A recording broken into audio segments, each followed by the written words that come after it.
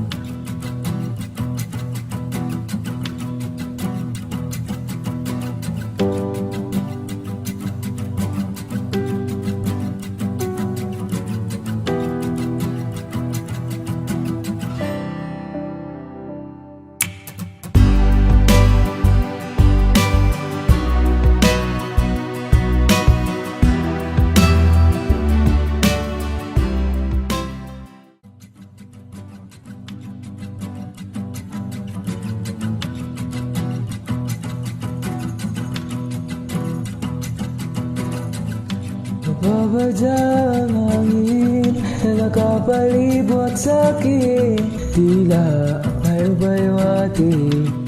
Ako'y nananabik, di naman napilitan, pusa na lang naramdaman ang di naasahan. Bagong ganyang kalawakan sa paligid umawit-awit, natutulas sa nakakaakit-akit mo. Tinatangit, napapangiti mo ang aking puso. Hindi mapigil ang bugso ng damdamin ko. Mukhang magpapaamin mo, amin mo ko.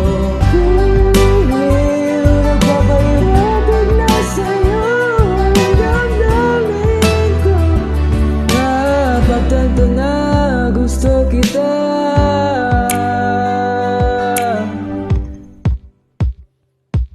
Hindi ko alam kung saan ko sisimulan. Binibigyan ko lang ang larawan na para bang ikaw ang nag-iisang biglang nagsisilbing buwan na kapiling mo.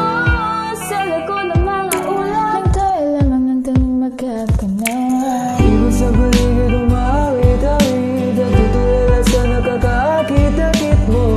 Tinatangin, napapangiti mo ang aking puso. Pilit ang pinapigil ang bukso ng damdamin ko. Huwag kang mapapaamin mo, amin mo. Nagpapaiwating na sa'yo ang damdamin ko. Napatanto na gusto kita.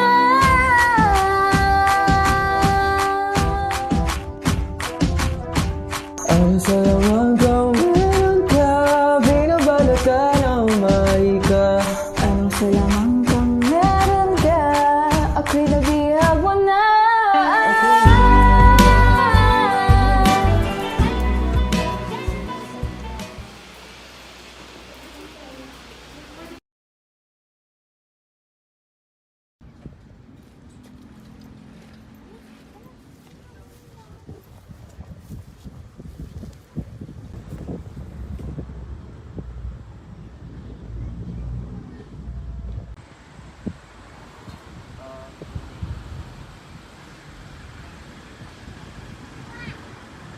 Ang ganda ng view, no?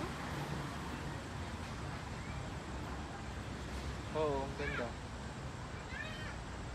Sobra. Alam ko na baka napapansin mo na rin to. Pero over the past months, I've fallen completely in love with you. Di ko mapigilan pero unang kita ko pa lang sa'yo. Every time na nakikita kita, napapangiti mo talaga ng malala ang aking puso. Every time nakasama kita, di ko mapigilan yung bugso ng damdamin ko.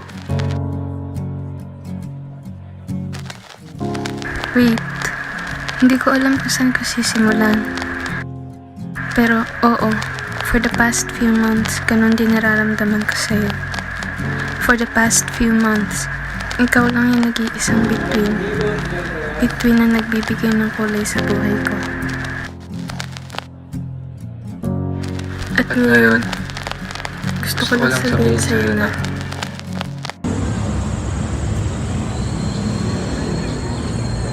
Gusto kita.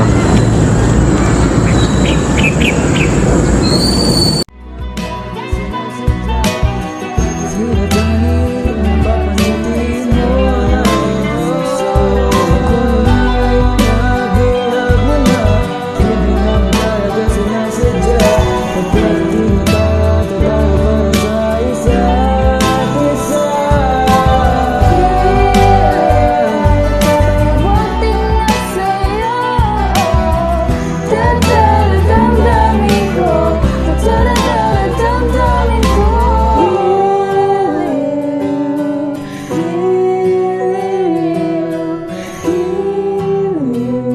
Nakapagtanto na gusto kita.